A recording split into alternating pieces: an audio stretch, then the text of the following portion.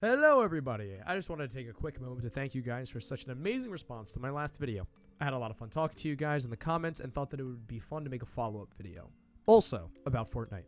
Now this game is by no means my main source of content, but I wanted to share a view that I've had about the new season, and the real reason why everyone is enjoying it so much. For those of you living under a rock, Fortnite's new season is based around a time machine that is bringing back old maps, weapons, and vehicles for the fan base. It's something we have been asking for a while now, so they finally made the decision to give in to our desires and give us what we've all wanted since day one. Everything being back to the way it used to be. We got tilted towers, floating loot lake, hoverboards, bushes, and the gun selection was reverted back to the simpler times.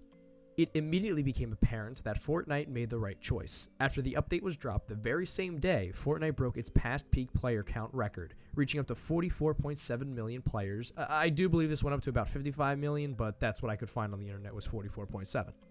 Everyone was back on with their old squads, running it up and soaking in the beauty of all the past memories they had made on this map, me included. Even if we died to sweats, fall damage, sniped, trolled, or emoted on, no one wanted to stop playing. But why? Everyone seems to think that the answer is nostalgia. But could nostalgia really keep someone in a game after hours of dying to a bunch of 70-year-olds with carpal tunnel? I don't think so. Yes, it is nice to reminisce about past wins and clutches behind that one tree and dusty divot, but that's not enough to keep me on. So what is it that keeps people coming back day after day? I think the answer is simplicity. Up until this new season, it had been about 2 years since I played Fortnite. The reason being that I sucked at the game, but also because the skill gap in the game had become increasingly obvious. I wasn't a great builder or editor, so I wasn't really fit for the competitive matchmaking, so I moved on to other games. The other reason being how big the game had become, with hundreds of ways of transportation, healing, 30 of the same kind of gun, but just slightly different, mythic weapons, a gold system, NPCs that gave you better loot, control points, thermal ARs, regular ARs, scrappy ARs, and the map was fucking huge. I couldn't keep up with all this shit. I wanted to do other things in my life, so I decided to just give up and leave the game alone.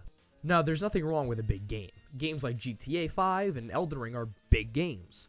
There's so much to do, some in a story mode, some on your own, and there really is no true end to the game. But those games are meant to give a competitive edge to those who grind and understand all the game's mechanics, which is fine. But when you have a battle royale that has had issues balancing your weapons for years now, let me explain to you why you're having those issues. Think of it like this. If you're given 10 different ARs, and the most damage one does is 44 damage at gold, and shoots 2 bullets a second, and the weakest one does 33 at blue, but shoots 3 bullets a second to make up for its lackluster damage, the worst damage weapon is going to do more damage than the most damage weapon. So, which weapon are they going to pick? Probably the one that does more damage a second. But if everyone only picks up the fastest AR, why have the other one? So they buff the damage to 46, but hold on, if this can do 46 damage to the body, it's probably doing somewhere of 80 to 90 damage on the head. So is that fair? No. But then what about the other ARs? We can't leave those behind, so let's buff the other 5 guns that we have in 30 different ways that make that gun special. But then the one's too overpowered because it's firing rate, but that one isn't strong enough, deals too much damage, and why should we have this gun if no one uses it? That's just really taking up space. Seems like a lot of issues that can easily be avoided. Another issue was the mythical weapons. You just had to kill NPCs or buy it off of them to have a pass to kill half the lobby, while only retaining half the skill needed to perform well. I think a game like Apex did this best. The Kraber and Wingman are very good guns. Kraber one-shots to the head, and the Wingman's fire rate with extra damage to the head is a recipe for madness. But these weapons are only available in care packages that drop throughout the game. Yeah, but in Fortnite, killing the NPC was hard, and having to deal with 30 other kids to try and get the gun was awful. Yeah, it is. And it's a stupid premise. If you have a mythic AR, how do you power it? With ammunition. Regular ammunition. If I have 500 bullets in my inventory, I have 500 mythic bullet shots. In Apex, all red weapons are given an in-game limit on ammunition. Ammunition that cannot be picked up off the ground. The Kraber has 12 shots and the Wingman has around 80 to 90. So if you miss your shots with these weapons, you're going to pay for it. And if you get these guns in the early game, you can't just go off firing shots at random, or you won't be able to use the weapons when it matters most. See how that works? There's a risk for taking the gun and a reward. With the mythic guns, there's only a reward, which made the game bland and unfun. And don't get me started on the balancing issues with the mechs that one season. That was the stupidest fucking decision they ever made. All this complicated shit really made the game spiral downwards. Only the really devoted players stuck with it. But even the pros were getting sick of that shit, and I don't blame them either. Because no one wants to play a game where being the better player doesn't matter. Fast forward to now, where we have our brand new OG map and weapons update. Everybody comes flooding back in. But now the game is much simpler than it once was. There are 3 shotguns to choose from, 3 SMGs, 3 ARs, 3 pistols, and 3 sniper variants, I believe. Floppers and quick heals were taken out of the game, and we got the OG map with the zero build mode as well. And this setup is so much better, like holy shit. I just have to choose between attack shotgun or a pump shotgun. I don't fuck with the combat anymore. Do I want an SMG for spray fire or a deagle for precision shots? Or do I want a regular AR for better fire rate or a heavy AR for better aim and damage? I just need to save 2 slots open for a mobility slot and a heal slot, and I'm ready to go.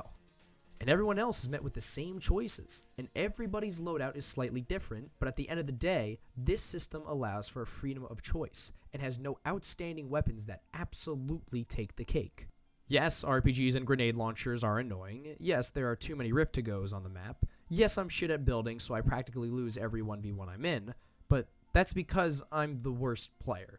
If someone knows how to triple edit and took the time out of their lives to learn it, kudos to them. But you could avoid this skill gap by going to what I think is the holy grail for OGs, zero build. In this game mode, all you gotta do is aim and shoot. Building's not a problem, editing isn't a problem. All you really need is a grapple and a good squad, and all of a sudden the game seems so much more balanced. Why? Because take away building, and the game is so much simpler. Also, if you're an Apex player and you want to play Fortnite, zero build will also allow you to shine in the most miraculous ways possible. Now, am I saying complicated games are bad? No. Complicated games are better for competitive players. Take fighting games, for example. When you break them down, they're not that complicated. You just have to remember combos and where to point your joystick and what button to press at that moment. But through fighting game pioneers and frame data geeks, the games get really competitive, which is what causes those games to be so unbalanced and no fun to newer players. The Battle Royale scene is heavily dominated by Fortnite, even at its lowest points in history, so to assume that any Battle Royale is doing it better would likely be an opinion-based matter for another day. But I'm interested to see how Fortnite will respond to this in the next season, because if they go back to their super complicated structure of the game, you won't catch me coming back. I'll probably just hop on, let's see here, what are some other games? Apex Legends? No. Maybe I'll give Rainbow Six a try. Maybe an Ultrakill video? CSGO? Dragon Ball Fighter Z? Fuck it, I'll think of something. Hey guys, thanks for making it to the end of the video. Once again, thank you for all the views on the last one. It was an insane surprise to me, and I was very happy with the outcome of it. So here's another rambling on and yapping video. Thank you guys for watching. If you made it to this point, comment Yertle the Turtle Turd this week. Alright guys, I'll see you next time with something that I hope isn't Fortnite related.